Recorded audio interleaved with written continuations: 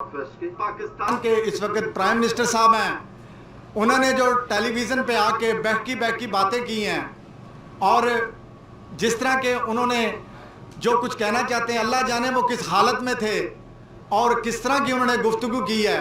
उन्होंने अपोजिशन जो पार्टी है उसको थ्रेट किया है और इस तरह नहीं होना चाहिए। पाकिस्तान एक बहुत बड़ी जमहूरियत कंट्री है, खुदाया पाकिस्तान को चलने दें।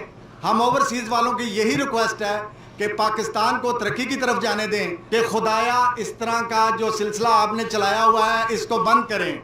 मैं पाकिस्तान मुस्लिम लीग नून को प्रेजेंट करता हूं और यहाँ पे दूसरी जमातों के भी लोग हैं, उनकी भी यही रिक्वेस्ट है कि खुदाया ये पकड़ जकड़ वाला जो काम है इसको बंद करें।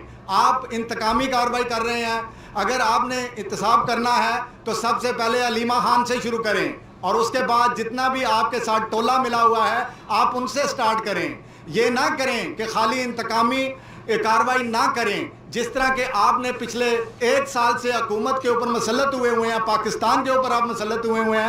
आपने एक भी तरक्याती काम और पाकिस्तान को तरक्की की तरफ नहीं जाने दिया। पाकिस्तान पीपल्स पार्टी बरतानिया के सीनियर वाइस प्रेसिडेंट जनाब ख्वाजा तैमूर रहमान साहब से पास ये आज की प्रेस कॉन्फ्रेंस ये मजम्मती कॉन्फ्रेंस है।